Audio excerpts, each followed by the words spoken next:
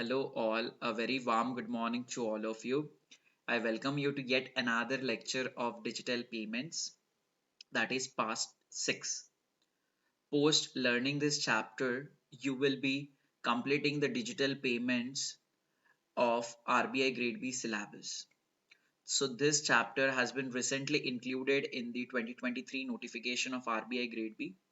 Hence, I feel being a new chapter, it would be a very important from an upcoming examination perspective.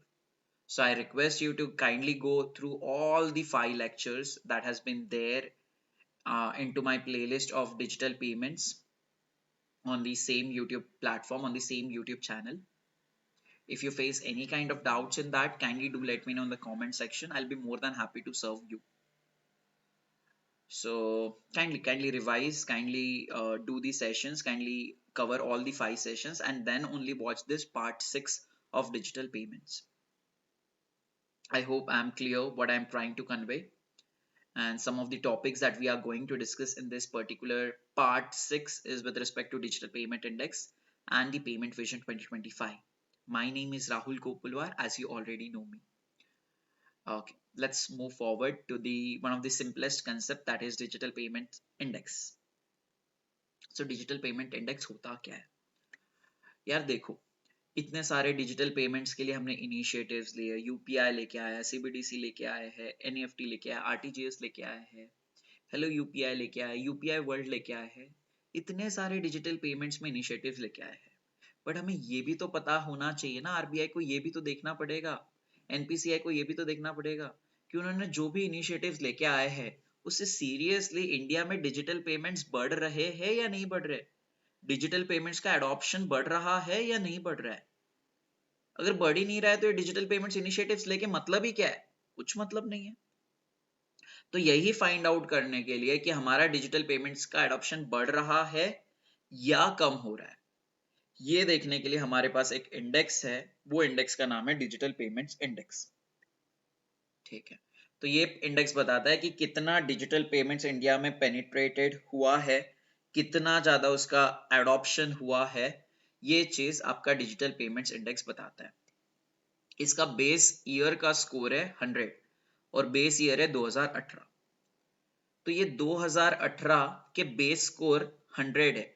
ये base score को comparison में करते हुए, ये base score को comparison करते हुए हम 2021, 2022, 2023 और अपकमिंग ईयर्स का डिजिटल एडॉप्शन देखेंगे कि कितना हुआ है। अगर 100 से अच्छा है तो हम बोलेंगे कि हर साल हमारा डिजिटल पेमेंट का एडॉप्शन बढ़ रहा है। अगर 100 से कम हो गया तो हम बोलेंगे 2018 के हिसाब से डिजिटल पेमेंट हमारे इंडिया में कम कम होते जा रहा है। बट ऐसी सिचुएशन कभी भी नहीं आएगी। ठीक है, तो हम कंटिन्यूअसली ईयर ऑन ईयर देख रहे हैं कि फॉर एन एग्जांपल हमारा पहले डिजिटल पेमेंट इंडेक्स 2018 में 100 था, 2019 में बढ़ गया, फॉर एन एग्जांपल 120 हो गया, 2020 में 130 हो गया, 2021 में हमने देखा 250 हो गया, बाद में हमने देखा इट इज अप्रोक्सीमेटली 357। तो कंटिन्यूअसली डिजिटल पेमेंट बढ़ रहा है। तो ये हमें बता रहा है कि जो भी डिजिटल पेमेंट्स इनिशिएटिव्स इंडिया में लिए जा रहे हैं वो सक्सेसफुल है। तो इससे बेसिकली क्या हो रहा है, हमें कैशलेस इकोनॉमी के बारे में आइडिया मिल रही है कि कैशलेस इकोनॉमी कितने जल्दी इंडिया में अचीव हो सकती है। तो आरबीआई को पता चल रहा है हर साल ना डिजिटल पेमेंट्स का एडॉप्शन बढ़ रहा है, तो वो क्या करेगा, वो एनपीसीआई को बोलेगा कि आप कुछ ना कुछ डिजिटल पेमेंट्स में इनिशिएटिव्स लेके आते रहो, ताकि जितना ज्यादा लोग डिजिटल पेमेंट्स को अपनाएंगे उतना ज्यादा इंडिया के लिए अच्छा होगा in achieving the cashless economy target. Okay, तो ये जो डिजिटल पेमेंट इंडेक्स देखा जाता है, ये कैलकुलेट किया जाता है, ये 5 पैरामीटर्स के ऊपर कैलकुलेट किया जाता है। कौन कौन से 5 पैरामीटर्स है? First is payment enabler, payment infrastructure, demand side factors, payment infrastructure, supply side factors, payment performance and the consumer centricity. याद रखने की जरूरत है? बिल्कुल नहीं। रट्टा मारने की जरूरत है? बिल्कुल नहीं। बट एग्जाम में आएगा, बिल्कुल आएगा। ठीक है, तो कैसे याद रखे? Understanding boss, understanding. ठीक है, समझो। यार आरबीआई इनिशिएटिव लेके आ रहा है, आपका एनपीसीआई इनिशिएटिव लेके आ रहा है, बट वो इनिशिएटिव लेके आने के बाद उसका कोई इस्तेमाल ही नहीं कर रहा है, तो उसका कुछ फायदा है क्या? कुछ फायदा नहीं है, कुछ फायदा नहीं है। तो पेमेंट परफॉर्मेंस बताता है कि इंडिया में डिजिटल पेमेंट्स का वॉल्यूम बढ़ रहा है या नहीं बढ़ रहा है। बढ़ रहा है तो it's a good thing. Currency in circulation कम हो रही है या नहीं हो रही है, कैश इंडिया में कम हो रही है या नहीं हो रही है, which is again a good thing. और कैश विड्रॉल्स कम हो रहे हैं या नहीं हो रहे, कैश विड्रॉल्स भी अगर कम हो रहे हैं तो अच्छी चीज है, क्योंकि हम डिजिटल पेमेंट्स का ज्यादा से ज्यादा अडॉप्ट कर रहे हैं। ये चीज हमें कैश विड्रॉल्स कम होना बता रही है। करेंसी इन सर्कुलेशन कम हो रही है मतलब हमें ये बता रही है कि ज्यादा से ज्यादा हमारा एडॉप्शन डिजिटल मोड्स की तरफ हो रहा है। Okay, so payment performance is all about कि जो भी इनिशिएटिव्स लिए गए हैं उसका एडॉप्शन लोग कर रहे हैं या नहीं कर रहे। तो ऑब्वियसली इनिशिएटिव्स जो भी लिए गए हैं अगर उसका एडॉप्शन हो रहा है तो आपका डिजिटल पेमेंट इंडेक्स ज्यादा से ज्यादा इंप्रूव होगा। ठीक है, and this is the most significant factor. तो इसलिए उसको हमने 45% का वेटेज दिया हुआ है। तो इनिशिएटिव्स का अच्छा परफॉर्म करना बहुत ज्यादा जरूरी है, नहीं तो इनिशिएटिव्स इज यूजलेस। तो इसीलिए इसको सबसे ज्यादा वेट्स दिए हुए है। The weight for payment performance is 45%। So 50% के लिए अभी 5% बचता है। 5% हमने दे दिया कंज्यूमर सेंट्रिसिटी। यार कंज्यूमर पे भी तो ध्यान रखना पड़ेगा ना। ठीक है, कंज्यूमर को बताना पड़ेगा कि कैसे डिजिटल पेमेंट्स को अपनाएं। ठीक है, कंज्यूमर को जो भी सिस्टम डाउन टाइम देखने के लिए मिल रहा है यूपीआई के वजह से, तो उसके लिए हमने यूपीआई लाइट लाया। क्यों? कंज्यूमर को देखते हुए। तो कंज्यूमर सेंट्रिक प्रोडक्ट हमें निकालने हैं, कंज्यूमर को अवेयर करना है, कंज्यूमर को बताना है कि वो डिजिटल पेमेंट फ्रॉड्स के थ्रू कैसे बच सकते हैं। ठीक है, that would comprise under consumer centricity. तो पेमेंट परफॉर्मेंस, यार परफॉर्मेंस है तो परफॉर्मेंस का वेटेज हमेशा ज्यादा रहेगा, so that's why it is 45%। अभी 50% के लिए 5 बचता है, तो 5 किसको हम दे रहे हैं यार? कंज्यूमर के लिए दे रहे। बट कंज्यूमर क्या? Consumer centricity. अभी बचता 50% है। 50% को दो ग्रुप्स में डिवाइड कर लो। एक पेमेंट इनेबलर में आपने डिवाइड कर दिया और एक डिवाइड कर दिया पेमेंट इंफ्रास्ट्रक्चर में। ठीक, पेमेंट इनेबलर को डिवाइड कर दिया, आई मीन 50% को दो में डिवाइड कर दिया। किसमें? एक को पेमेंट इनेबलर में और एक को पेमेंट इंफ्रास्ट्रक्चर में। तो दो को डिवाइड कर दिया मतलब क्या? 50/2 इज 25%। तो 25% जाएगा पेमेंट इनेबलर के पास, पेमेंट इंफ्रास्ट्रक्चर के पास जाएगा 25%। ठीक है, क्लियर है? पेमेंट इनेबलर के पास 25%। अभी पेमेंट इनेबलर मतलब क्या? यार आपके पास कुछ ना कुछ तो चीजें होनी चाहिए ना, जिसके थ्रू आप डिजिटल पेमेंट्स कर पाओ। जैसे आपके पास इंटरनेट होना चाहिए। यार internet is the most basic thing. अगर इंटरनेट ही नहीं रहा तो आप कहां से आप डिजिटल पेमेंट कर पाओगे? मोबाइल होना चाहिए, मोबाइल नहीं है तो कहां से आप डिजिटल पेमेंट कर पाओगे? ठीक है, आधार कार्ड के साथ बैंक अकाउंट। तो जब आपके पास आधार कार्ड ही नहीं रहेगा तब आप बैंक में अकाउंट ही नहीं ओपन कर पाओगे। So Aadhaar card is again the enabler. Aadhaar card की आपको जरूरत है अगर आपको डिजिटल पेमेंट्स करने हैं तो। Next important thing is bank account. यार बैंक अकाउंट चाहिए। ठीक है, फिफ्थ इंपॉर्टेंट थिंग यार पार्टिसिपेंट्स। बस आप दुनिया में यूज कर रहे हो डिजिटल पेमेंट, आप इंडिया में यूज कर रहे हो, बट बाकी लोग कोई यूज ही नहीं कर रहे, तो उसका कुछ मतलब है क्या? कुछ मतलब नहीं है। तो इसलिए पार्टिसिपेंट्स भी होने चाहिए। ठीक है, और मर्चेंट्स। यार मर्चेंट्स को तो एक्सेप्ट करना जरूरी ही है ना। अगर मर्चेंट्स एक्सेप्ट नहीं करेंगे तो ये डिजिटल पेमेंट इनिशिएटिव्स का मतलब ही क्या है? कुछ मतलब नहीं है। तो मोबाइल, आधार, इंटरनेट, बैंक अकाउंट्स, पार्टिसिपेंट्स और मर्चेंट्स, ये बहुत जरूरी चीज है जिसके थ्रू पेमेंट, डिजिटल पेमेंट्स का शुरुआत हो जाएगा। अगर यही सारी चीज नहीं है तो डिजिटल पेमेंट्स कभी भी शुरू नहीं हो सकते हैं। Next is what? Payment infrastructure 25%। You already know supply should be greater then demand. Supply अगर ज्यादा नहीं है, डिमांड, आई मीन सप्लाई अगर ज्यादा नहीं है डिमांड से, तो आपको क्या देखने के लिए मिलता है? इन्फ्लेशन देखने के लिए मिलता है इकोनॉमी के अंदर। यू ऑल नो दैट ना, supply should be greater than the demand, right? तो पेमेंट इंफ्रास्ट्रक्चर में भी ना सप्लाई ज्यादा है as compare to demand, supply ज्यादा होना चाहिए एज कंपेयर टू डिमांड। तो 25% बच गया अभी इंफ्रास्ट्रक्चर के लिए, 25% है, तो सप्लाई को दे दो 15% और बाकी बचा हुआ जाएगा डिमांड के पास। क्यों? क्योंकि हमें पता है सप्लाई ज्यादा होता है as compare to demand. Simple. दो चीज में कंफ्यूजन है, अगर आपको दो चीज में कंफ्यूजन नहीं होता है तो हमेशा याद रखना, supply should always be greater than the demand. तो सप्लाई को दे दो 15 और डिमांड के पास आ जाएगा 10, simple as that. Payment infrastructure supply में क्या आएगा यार? ठीक है, क्या आएगा यार? अगर आपको इंडिया को, गवर्नमेंट को, आरबीआई को अगर डिजिटल पेमेंट का एडॉप्शन बढ़ाना है तो उसके लिए कुछ इंफ्रास्ट्रक्चर भी तो होना चाहिए। मतलब क्या? जगह जगह पे क्यूआर कोड्स होने चाहिए, जगह जगह पे पॉइंट ऑफ सेल्स टर्मिनल्स होने चाहिए, एटीएम्स होने चाहिए, inter operable cardless cash withdrawals ATMs होने चाहिए, यूपीआई लाइट सबको यूज करने के लिए दिया जाना चाहिए। ठीक है, तो जब सप्लाई रहेगा, जब सप्लाई रहेगा तभी तो जाके डिजिटल पेमेंट्स बढ़ेंगे, राइट?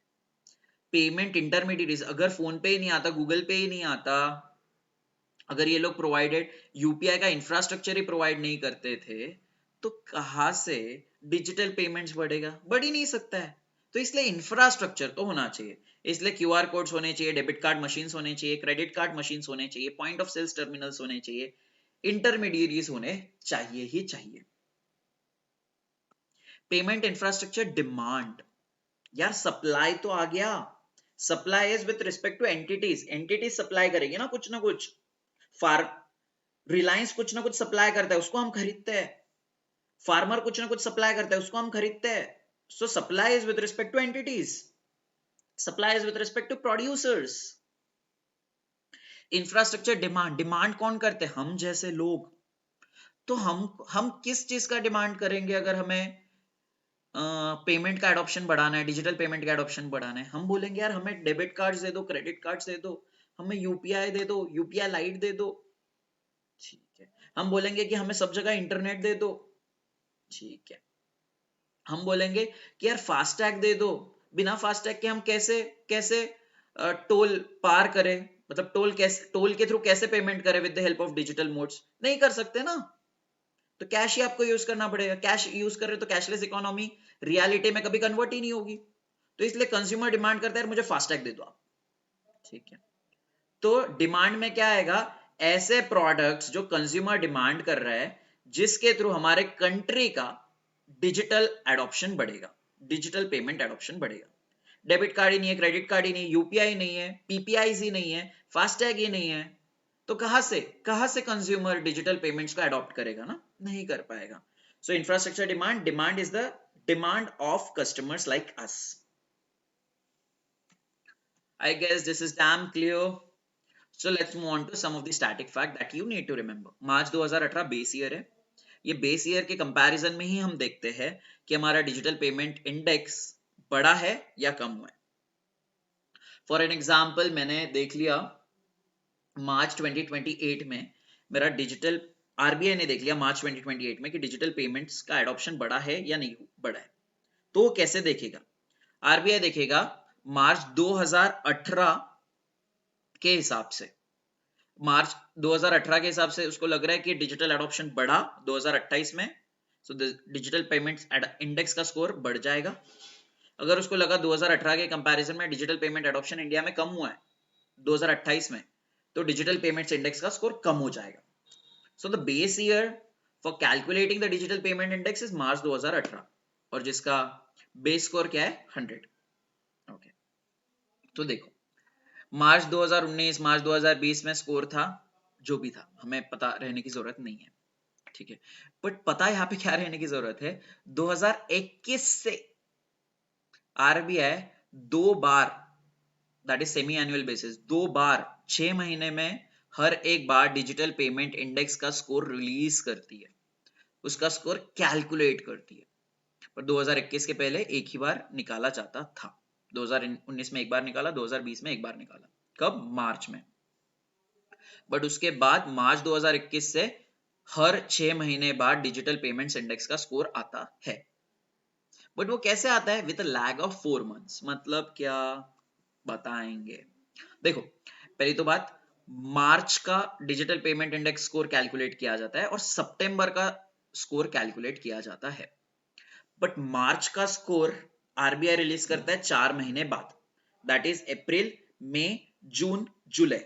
तो जुलाई के एंड में आपको मार्च का स्कोर देखने के लिए मिल जाएगा और सितंबर का स्कोर उसके 4 महीने बाद, दैट इज अक्टूबर, नवंबर, दिसंबर, जनवरी। तो जनवरी के एंड में आपको सितंबर का स्कोर दिख जाएगा। ठीक है, तो अभी हमारे पास अभी क्या चल रहा है? अभी तो जनवरी चल रहा है, अभी स्टार्ट हुआ। तो अभी हमारे पास बस किस तरह का स्कोर होगा? अभी हमारे पास जो भी स्कोर है बस मार्च 2023 का स्कोर है। और वो कब रिलीज किया गया है? वो जुलाई में रिलीज किया गया है। तो स्कोर कितना है अभी मार्च 2023 का? 395.57। तो ये सारे सवाल पूछे जाते हैं एग्जामिनेशन में, इंटरव्यूज में पूछे जाते हैं। मुझसे पूछा गया था कि फाइनेंशियल इंक्लूजन का स्कोर क्या है, मुझसे पूछा गया था कि डिजिटल पेमेंट इंडेक्स का स्कोर क्या है, मुझसे पूछा गया था कि बेस ईयर क्या है डिजिटल पेमेंट इंडेक्स का। कब पूछा गया था? 2023 के इंटरव्यू में। ठीक है, so this is very important from an examination perspective as well as from the interview perspective. Let's move forward. और क्या पूछते हैं? और ये भी पूछते हैं पेमेंट इनेबलर में क्या क्या चीजें आएगी, इंफ्रास्ट्रक्चर डिमांड में क्या क्या चीजें आएगी। मुझसे पूछा गया था कि फाइनेंशियल इंक्लूजन में एक्सेस, यूजेज और क्वालिटी में क्या क्या पैरामीटर्स हम देखते हैं। ठीक है, तो इसलिए ये चीजें भी पता होनी चाहिए, इसलिए तो मैंने मेंशन किया हुआ है। ठीक है, मैं बर्डन नहीं बढ़ाना चाहता हूं आपका, मैं जस्ट आपकी हेल्प करना चाहता हूं ताकि आप बेटर बनो जब भी आप इंटरव्यू दोगे। Let's move forward. Okay, just go through this. I'll have water till the time.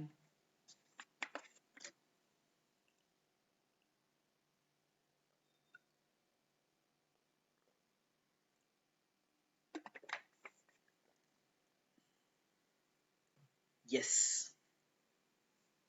RBI जैसे हमारा कुछ फ्यूचर है, हम चाहते हैं कि हम इंडस्ट्रियलिस्ट बने, हम चाहते हैं कि हम आरबीआई ग्रेड भी बने, हम चाहते हैं कि हम सीईओ बने, हम चाहते हैं कि हमें अच्छी से अच्छी नौकरी मिले, हम चाहते हैं कि हम लास वेगस घूम के आए, हम चाहते हैं कि हम स्विट्जरलैंड घूम के आए। वैसे आरबीआई का भी कुछ ड्रीम है, आरबीआई का भी कुछ विजन है। आरबीआई बोलता है कि हमें डिजिटल पेमेंट्स सबके लिए अफोर्डेबल करना है, सबके लिए एक्सेसिबल करना है। ठीक है, सबके लिए अफोर्डेबल करना है, सबके लिए एक्सेसिबल करने हैं। ठीक है, तो वो डिजिटल पेमेंट्स कोई भी बंदा कर पाए, कहीं पे भी कर पाए, at any corner of the country. तो कैसे कर पाएगा?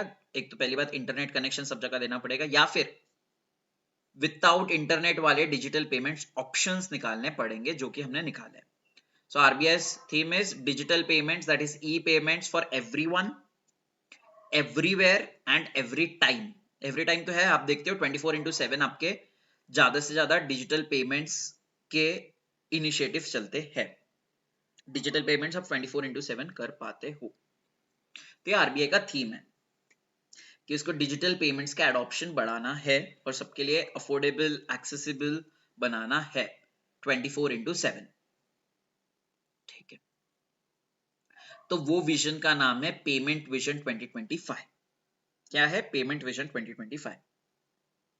अब ये जो पेमेंट विजन 2025 आरबीआई ने बनाया है, उनको सजेशंस दिया है, उनको गाइडेंस दिया है एक बोर्ड ऑफ डायरेक्टर्स ने।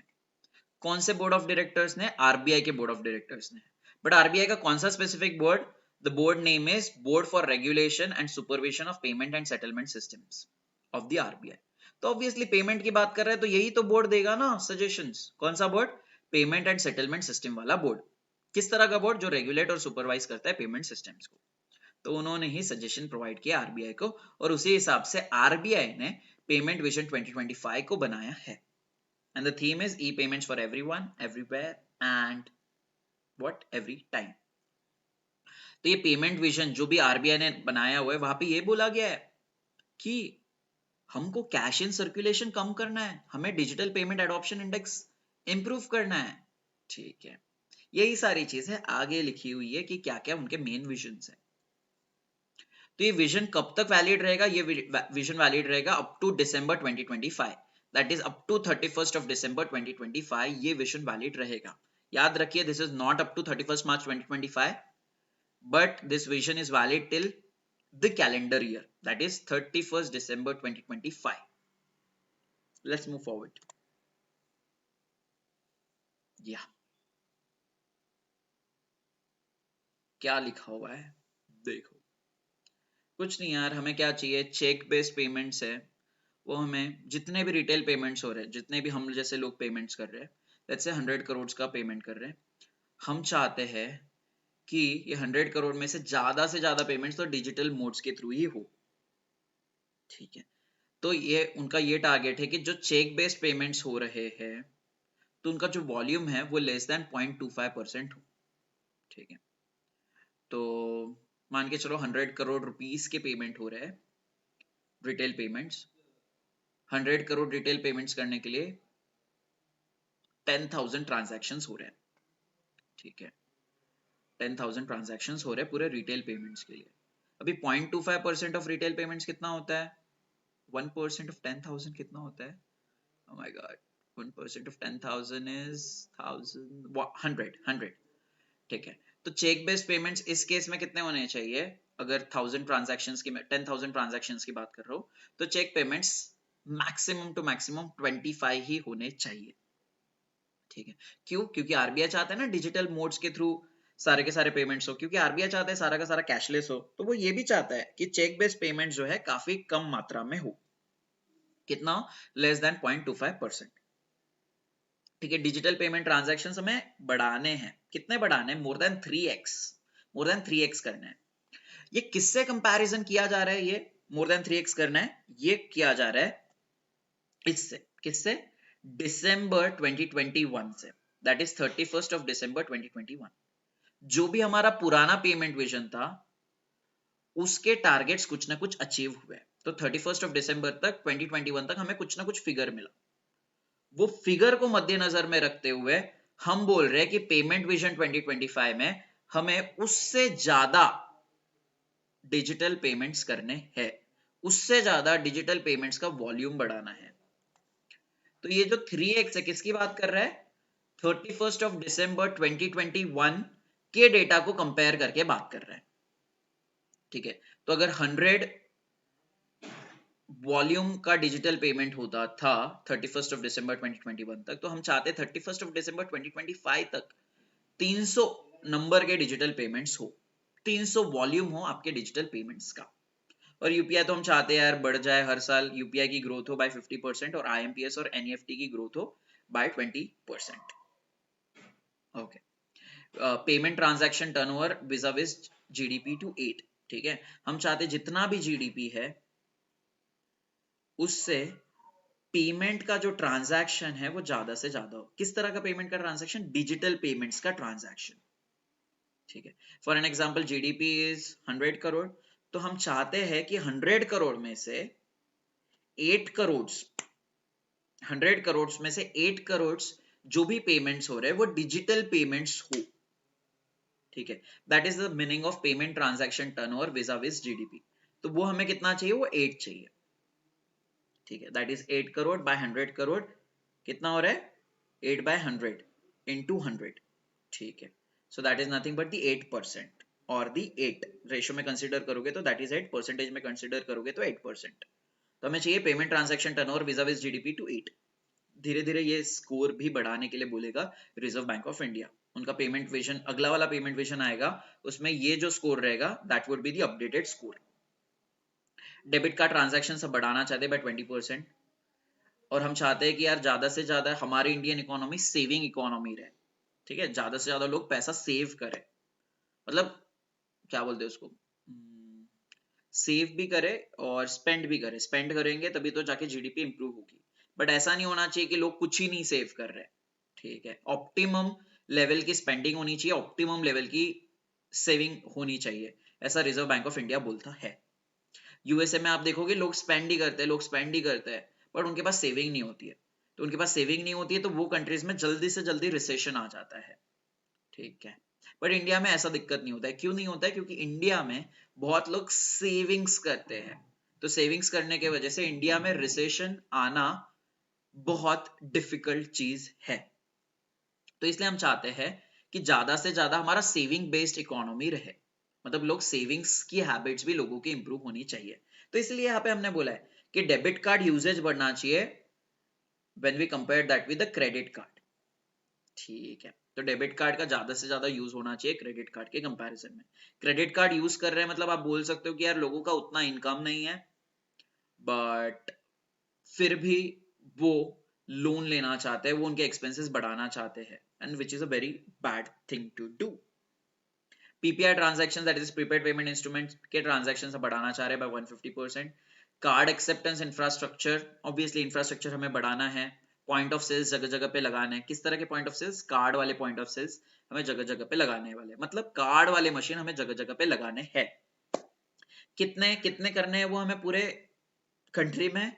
वो करने 250 lakhs हमारे पास कार्ड एक्सेप्टेंस मशीन होने चाहिए। ठीक है, और क्या बोला यार? मोबाइल बेस्ड ट्रांजैक्शन हमें बढ़ने चाहिए by 50% CAGR, that is compounded annual growth rate. ठीक है, तो हम चाहते हैं कि 50% से भी मोबाइल बेस्ड ट्रांजैक्शंस बढ़ते रहे कंटिन्यूअसली। और ऑब्वियसली हम चाहते हैं कि कैश इन सर्कुलेशन कम कम कम कम होते रहे। क्यों? क्योंकि हमें डिजिटल पेमेंट्स को अपनाना है। हम चाहते हैं कि कैशलेस इकोनॉमी बने, तो इसलिए कैश इन सर्कुलेशन कम करना है। वो भी रिजर्व बैंक ऑफ इंडिया का टारगेट है, जो उन्होंने पेमेंट विजन 2025 में लिखा था। I hope this is clear. इसको आप 2 से 3 बार पढ़ लो, 2 से 3 बार सुन लो। सुनोगे तो याद हो जाएगा, दिमाग में रह जाएगा। जिस तरीके से भी मैंने आपको बताया है उस तरीके से याद रखो तो आपको लंबे समय तक याद रह जाएगा। I hope this is clear. And this is the end of our digital payments chapter, which has been mentioned in your syllabus of RBI grade B. Even if you do this, it's more than enough. It's more than enough. Why it is more than enough? Because I have taken all this content from the NPCI website, from the RBI website. So इससे ज्यादा क्या आएगा? इससे ज्यादा कुछ आ ही नहीं पाएगा। ठीक है, I hope this is damn clear. तो ऑब्जेक्टिव के वजह से ये सेशन तो बहुत इंपॉर्टेंट है, बट डिस्क्रिप्टिव में भी डिजिटल पेमेंट्स के ऊपर क्वेश्चंस आने के बहुत हाई चांसेस है, बहुत हाई चांसेस है। क्योंकि डिजिटल पेमेंट्स ही जो है आरबीआई भाई उस पर फोकस्ड है काफी ज्यादा। उसके मेजरली काम डिजिटल पेमेंट्स पे ही चल रहे हैं। ठीक है, तो इसलिए मुझे लगता है डिजिटल पेमेंट्स आपके लिए डिस्क्रिप्टिव के लिए भी यूजफुल होगा काफी हद तक, और ऑब्जेक्टिव के लिए भी यूजफुल होगा काफी हद तक। So do practice. If you have any kind of doubts, do let me know in the comment section. But again, ask very specific doubt that is related to this chapter only. Okay. Thank you so much. Have a nice day. Bye bye.